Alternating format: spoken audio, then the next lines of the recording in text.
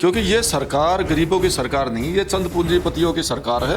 ये सिर्फ पूंजीपतियों के काम की तरफ देखती है। जैसे एक कहानी है ना बंदर की, वो उछल कूद करने वाली, वो रेखा गुप्ता जी सिर्फ बंदर की तरह उछल कूद कर रही है, कभी इस डाल पर कभी उस डाल पर, वो काम नहीं कर रही है कुछ भी। इन्वर्टर लोगों के घर से गायब हो गए थे और आज इन्वर्टर इतने बिक्री हो रही है इन्वर्टरों की कि उनकी चांदी हो रखी है इन्वर्टर वालों की। देखिए, एक पढ़े लिखे व्यक्ति का और एक कम पढ़े लिखे व्यक्ति का यही अंतर होता है। ऐसा तो नहीं है सीएम तो पढ़ी लिखी है रेखा गुप्ता दिल्ली यूनिवर्सिटी की। केजरीवाल जी की जो सोच है उसको सीएम रेखा गुप्ता जी उनके आसपास कहीं 1% भी नहीं ठहरती है। आप देख रहे हैं देशवाणी, दहाड़ ही काफी है।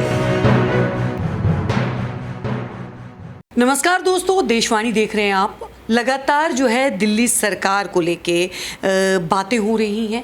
100 दिन रेखा गुप्ता सरकार को पूरे हो चुके हैं, लेकिन ऐसे में सबसे बड़ा जो सवाल बनता है कि जनता ने जो उम्मीदें बीजेपी सरकार से यानी कि रेखा गुप्ता सरकार से लगाई थी, उनके ऊपर बीजेपी रेखा गुप्ता सरकार कितनी खरी उतरी, ये सबसे बड़ा सवाल जो है वो बनता है। अगर इससे पहले अगर हम बात करें तो दोस्तों, पूर्व मुख्यमंत्री अरविंद केजरीवाल ने एक बात कही थी कि अगर बीजेपी सत्ता में आती है तो सबसे पहले गरीबों को हटा दिया जाएगा, यानी कि झुग्गी झोपड़ियों को हटा दिया जाएगा। आज उन्हीं तमाम मुद्दों के ऊपर जो है वो बातचीत करने के लिए पूर्व निगम पार्षद अनिल लाकड़ा जी मेरे साथ हैं, उनसे बात कर लेते हैं। सबसे पहले तो अनिल जी कैसे हैं? बहुत बहुत धन्यवाद का। मैं बिल्कुल अच्छा हूँ मैडम, और आपने बड़े महत्वपूर्ण मुद्दे को लेकर आप यहाँ पर आए हैं, उसके लिए आपका भी बहुत बहुत स्वागत है। बीजेपी के प्रदेश अध्यक्ष सचदेवा जी ने बिल्कुल प्रेस कॉन्फ्रेंस करके कहा था कि भाई जहाँ पर झुग्गी है वहीं पर गरीब लोगों को मकान बना कर देंगे। लेकिन आप जिस तरह देख रहे हैं, अभी तो इन्हें 2-3 महीने ही हुए हैं, अब 100 दिन ही हुए हैं। 100 दिन के अंदर अंदर इन्होंने इतनी झुग्गियाँ हटा दी हैं, क्योंकि ये सरकार गरीबों की सरकार नहीं, ये चंद पूंजीपतियों की सरकार है। ये सिर्फ पूंजीपतियों के काम की तरफ देखती है। ये जो गरीब लोग हैं हमारे देश के, ये उनको उजाड़ना चाहती है और दिल्ली के अंदर से ये गरीब लोगों का सफाया करना चाहती है और दिल्ली से भगाना चाहती है उनको। इनका यही टारगेट है। बीजेपी आरोप लगा रही है आम आदमी पार्टी पे कि आम आदमी पार्टी के वक्त पे जो है यहाँ पे अतिक्रमण जो है वो बहुत ज़्यादा बढ़ गया था, तो अतिक्रमण को हटाना जो है वो कहीं ना कहीं ज़रूरी हो जाता है। कैसे देख रहे हैं? नहीं मैडम, देखिए, आम आदमी पार्टी के समय में कोई अतिक्रमण नहीं बढ़ा था। वो पहले एज इट इज पहले के कई साल 50 साल से वो झुग्गियाँ वहीं पर थी। अब इनको हाँ जी, कांग्रेस के समय से ही वो झुग्गियाँ वहाँ पे चलती आ रही थी। 50 साल लोगों को वहाँ पे रहते हुए हो गए थे। लेकिन इनको सिर्फ अरविंद केजरीवाल के ऊपर तो इनको ठीकरा फोड़ना होता है। ये 5 साल अभी कुछ काम नहीं करेंगे। ये सिर्फ अरविंद केजरीवाल जी को ही कोसते रहेंगे। इनको अपना कोई काम ऐसा, अब 3 महीने हो गए, 100 दिन हो गए हैं, एक काम बता दीजिए इनका, एक भी काम जो जमीन पर हुआ हो, कोई भी काम नहीं है। सिर्फ वो जैसे कहानी है ना बंदर की, वो उछल कूद करने वाली, वो रेखा गुप्ता जी सिर्फ बंदर की तरह उछल कूद कर रही है, कभी इस डाल पर कभी उस डाल पर, वो काम नहीं कर रही है कुछ भी। अरविंद केजरीवाल जी के समय में जो काम पीछे पास हो रखे थे, आज वही काम चल रहे हैं। कोई नया काम अभी तक यहाँ पे नहीं आया है। इन्होंने वायदा किया था भाई 2,500 रुपये हम जैसे हमारी सरकार बनेगी हम दे देंगे, बिल्कुल मिला हो तो, और ना ये देंगे। दूसरा, इन्होंने वादा किया था भाई हम दिल्ली को साफ स्वच्छ रखेंगे, ये रोड सारे जितने भी नाले सब बनवा देंगे। एक काम भी जमीन पर नहीं हुआ है। उल्टा सब जगह गंदगी बिखरी हुई है, सब जगह पानी भरा हुआ है। आप मेरे गांव के हालात जाके देखिए, चारों तरफ किस तरह से पूरा पानी हो रखा है। एक भी काम मैं कहता हूँ इन्होंने ऐसा नहीं किया जो जनता को समझ में आए, जनता के हित के लिए कोई काम अभी तक नहीं हुआ है। जी अनिल जी, एक जो है सबसे बड़ा और सवाल मैं बात करना चाहूँगी मोहल्ला क्लिनिक को लेके। कल जो है वो उन लोगों ने प्रोटेस्ट भी किया जो डॉक्टर्स वहाँ पे मोहल्ला क्लिनिक में लगाए गए थे, लेकिन उनका ये कहना है कि हमसे एक MOU साइन करवाया गया जिसमें ये लिखा गया था कि अब आप यहाँ पे कार्यरत नहीं हैं। तो उनका ये कहना है कि हमें बाकायदा पूरी चीज़ों के आधार पे जो है जब हम पास हुए उसके बाद हमें यहाँ पे रखा गया था। लेकिन अब जिस तरीके से अब मोहल्ला क्लिनिक्स की बात है, लगभग जो है वो बंद हो गए हैं मोहल्ला क्लिनिक भी। क्या लग रहा है कि मोहल्ला क्लिनिक, बिल्कुल आयुष्मान की बात की थी, आयुष्मान कार्ड बनना जो है वो शुरू हो गया है, ये भी बीजेपी की तरफ से बोला गया है। नहीं मैडम, देखिए, आयुष्मान कार्ड भी 70 साल से ऊपर वालों के बना रहे हैं, कोई सभी को तो इलाज दे नहीं रही हैं। दिल्ली के अंदर इतने गरीब लोग रहते हैं, वो पहले अरविंद केजरीवाल जी के समय में सबको मुफ्त चिकित्सा मिलती थी। हॉस्पिटल के अंदर जाते थे, आपका काम जाते ही काम होता था आपका। अगर सभी के हर गांव के या भाई हर जगह के कॉलोनी के नज़दीक एक मोहल्ला क्लिनिक खोल रखा था अरविंद केजरीवाल जी ने, वो लोगों की सुविधा के लिए खोल रखा था। लेकिन अब ये इनको तो बहाने चाहिए हैं, इनको कुछ काम तो करना नहीं है। जो अरविंद केजरीवाल जी ने जो सेवाएं दिल्ली के लोगों को दे रखी थी, उन सब सेवाओं को या तो ये नाम बदलेंगे या उनको सबको ख़त्म करेंगे। इनका सिर्फ यही काम है। अब आप देखोगे दिल्ली के अंदर जब से इनकी सरकार आई है, 1.5-2 घंटा दिल्ली के अंदर बिजली जा रही है, कट लग रहे हैं दिल्ली की। अरविंद केजरीवाल जी 10 साल तक सरकार सत्ता के अंदर रहे हैं। उसके समय में लोग भूल गए थे भाई बिजली भी कभी जाती है। बिल्कुल इन्वर्टर लोगों के घर से गायब हो गए थे, और आज इन्वर्टर इतने बिक्री हो रही है इन्वर्टरों की कि उनकी चांदी हो रखी है इन्वर्टर वालों की, और दिल्ली के लोग परेशान हैं। अब गर्मी के समय में जब 1.5-2 घंटा अगर बिजली जाएगी तो कैसे दिल्ली देश की राजधानी है, और राजधानी को जैसे अरविंद केजरीवाल जी ने चलाया था, अब ये बिल्कुल नहीं चला पा रहे हैं। 4 इंजन की सरकार इनके पास में है, ये तब भी फेल है, तब भी बहुत ज़्यादा दिल्ली के लोगों को नुकसान दे रहे हैं ये। अच्छा, क्या इस चीज़ को जो है वो आप कैसे मानते हैं? जैसे बस की भी अगर बात करें, ये उस टाइम पे ये भी बोला गया था कि जो फ्री में चल रहा है वो एज इट इज चलेगा, लेकिन लोगों की पानी को लेके भी शिकायतें हैं कि अब जो है वो टैंकर नहीं आ रहा है। और सबसे बड़ा जो सवाल है अनिल जी, कि बहुत सारी जगहें ऐसी थी जहाँ पे अरविंद केजरीवाल के कार्यकाल में जो है वो पाइपलाइन डलवाई गई थी, लेकिन आज वो पाइपलाइन जो है वो 3 महीने में सूखी पड़ी है। मैडम, देश आज़ाद हुए 75 साल से ऊपर हो गए हैं जी। और दिल्ली देश की राजधानी होने के बावजूद हमारे क्षेत्र के अंदर कुछ गांव ऐसे थे, कुछ कॉलोनियां ऐसी थी जहां पर पानी की लाइन नहीं थी। लेकिन जैसे अरविंद केजरीवाल जी ने दिल्ली की कमान संभाली, वहां पे हर गांव के अंदर, हर कॉलोनी के अंदर पानी की लाइन और सीवर की लाइन का हमने काम करवा के दिया। आज पानी अच्छे से मिल रहा था दिल्ली के लोगों को। लेकिन अब समस्या होती जा रही है, हम सप्ताह में 4 या 5 दिन पानी देते थे, अब 2 दिन पानी नहीं आ रहा है। अब ऐसा एकदम से ऐसा क्या हो गया? अब 3 महीने, जब जिस व्यक्ति ने 10 साल तक दिल्ली को चलाया, उनके समय में तो दिल्ली के अंदर पानी की भी अच्छी सबको मिल रहा था, सप्लाई अच्छी थी, बिजली भी पूरी मिल रही थी, और काम भी, दवाइयाँ भी लोगों को पूरी मिल रही थी। स्कूल के अंदर स्कूल ऐसे बना दिए, इतने काम किए उन्होंने 10 साल में, और इनसे वो काम नहीं समझ रहे हैं। 3 महीने के अंदर इन सबको तितर बितर कर दिया, इन सब कामों को तहस नहस कर दिया है। देखिए, एक पढ़े लिखे व्यक्ति का और एक कम पढ़े लिखे व्यक्ति का यही अंतर होता है। हमारे लेकिन ऐसा तो नहीं है, सीएम तो पढ़ी लिखी है, रेखा गुप्ता दिल्ली यूनिवर्सिटी की। केजरीवाल जी की जो सोच है, उसको सीएम रेखा गुप्ता जी उनके आसपास कहीं 1% भी नहीं ठहरती है। वो जिस आधुनिक सोच के साथ में उन्होंने काम किया, जिस नेक नियति के साथ में उन्होंने काम किया, मैडम देखिए, पढ़ी लिखी हो सकती है रेखा गुप्ता जी, लेकिन जो नियत और जो सोच है अरविंद केजरीवाल जी जैसी, वो कहाँ से लेके आएंगी? वो तो नहीं है उनके पास में। तो नियत भी साफ होनी चाहिए और सोच भी अच्छी होनी चाहिए, तभी। नहीं तो मैं समझता हूँ कि रेखा गुप्ता जी से कोई काम संभलेगी नहीं है दिल्ली।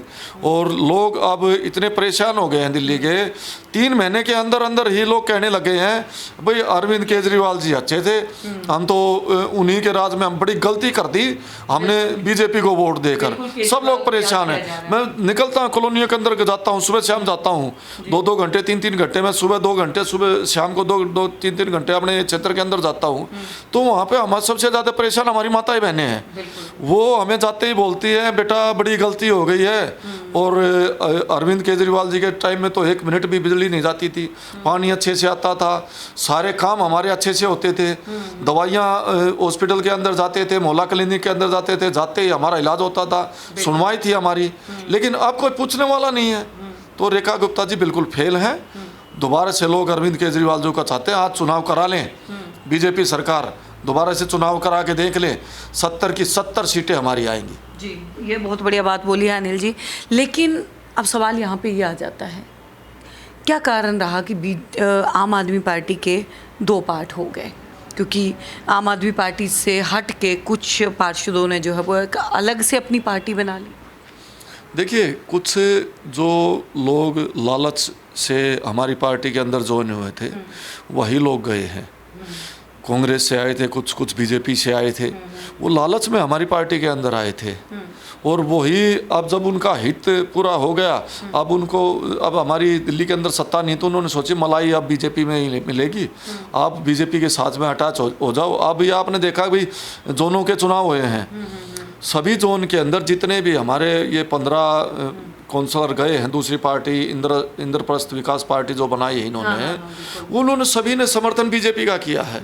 तो बीजेपी के इनकी जो कुछ हमारे लालची जो लोग थे, जो वो अपने हित को साधने के लिए बीजेपी का साथ दे रहे हैं। कुछ सूत्रों की अगर बात करें तो सूत्रों का ये कहना है कि आम आदमी पार्टी की दिल्ली में हार का जो सबसे बड़ा कारण था वो कहीं ना कहीं कांग्रेस भी थी, कि कांग्रेस ने जो है वो मुख्य भूमिका निभाई है आम आदमी पार्टी को हराने के लिए। क्योंकि अगर आम आदमी पार्टी जो है वो सत्ता से बाहर नहीं होती तो कांग्रेस कभी भी अपना अस्तित्व फिर से नहीं उठा सकती थी। कितना सही मानते हैं? देखिए, बिल्कुल इसमें सच्चाई है। कांग्रेस ने हमारी पार्टी को, कांग्रेस की तो एक भी सीट नहीं है। बिल्कुल, देखो कांग्रेस से कुछ वोटें गई हैं, लोग पूरे उसको समझ नहीं पाए। अब की बार बीजेपी ने बड़ा सोची समझी रणनीति के साथ में अपना चुनाव लड़ा था, लेकिन आज जिन लोगों ने कांग्रेस को भी वोट दिया था वो कांग्रेस को भी कोस रहे हैं और बीजेपी को तो कोसना ही कोसना है। लेकिन और अब उनको भी सद्बुद्धि आई है कि अरविंद केजरीवाल जी ही दिल्ली के लिए अच्छे थे, आगे से ऐसा गलती ना, तो जो जिन्होंने कांग्रेस को कुछ लोगों ने वोट दी वो आगे से कांग्रेस को वोट नहीं देंगे, सब आम आदमी पार्टी की तरफ हैं अब इस टाइम से फिलहाल। जी, एक अंतिम सवाल जो है मैं लूँगी, आपके क्षेत्र मुंडका क्षेत्र में मैं इस वक्त जो है वो मौजूद हूँ। इस सड़क की अगर बात की जाए, जिस वक्त केजरीवाल सरकार थी उस वक्त भी इस सड़क का जो है वो जिक्र अक्सर जो है वो खबरों में और न्यूज़पेपर में होता था। इसका कार्य तब भी नहीं हुआ, जल भराव की समस्या तब भी यहाँ पे रही।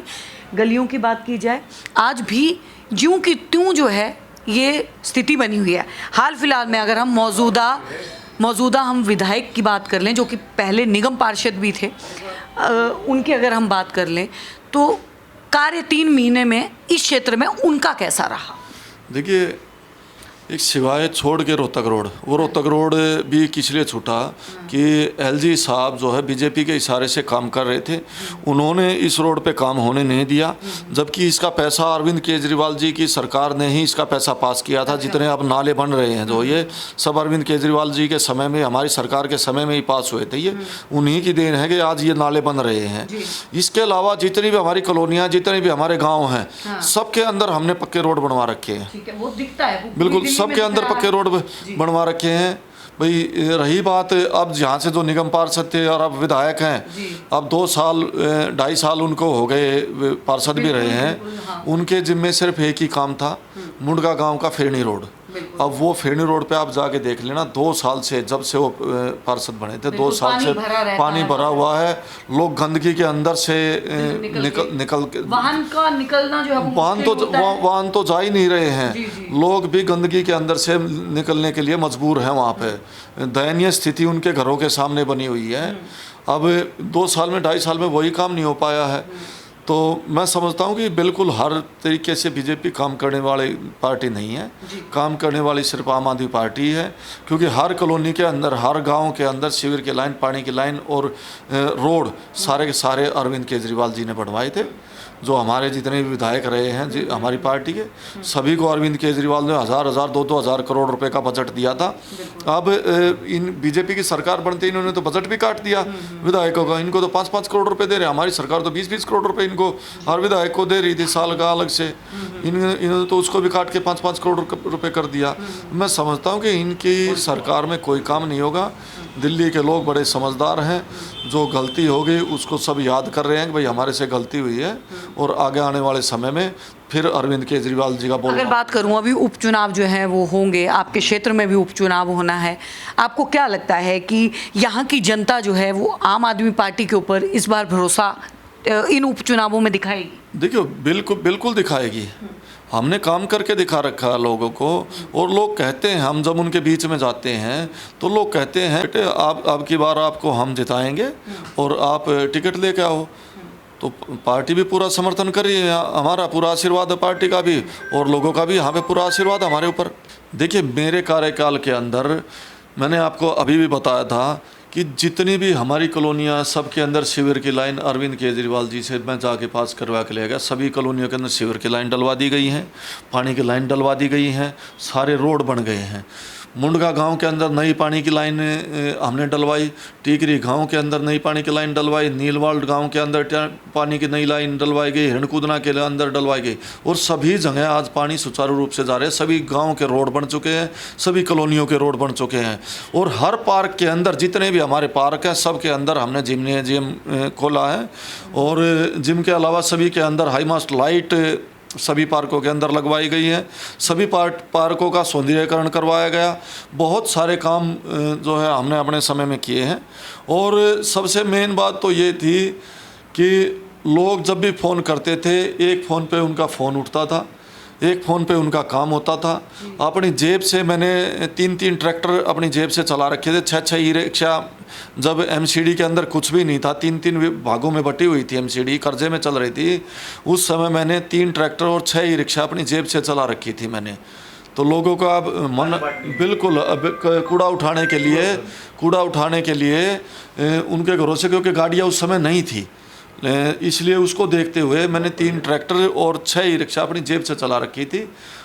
तो वही उसी का परिणाम था कि हमने अपने क्षेत्र के अंदर से कूड़ा बिल्कुल खाली कर दिया, समाप्त कर दिया था। और दोबारा से अब लोग चाह रहे हैं कि भाई आप दोबारा से आइए और दोबारा से हम आपको आशीर्वाद देंगे।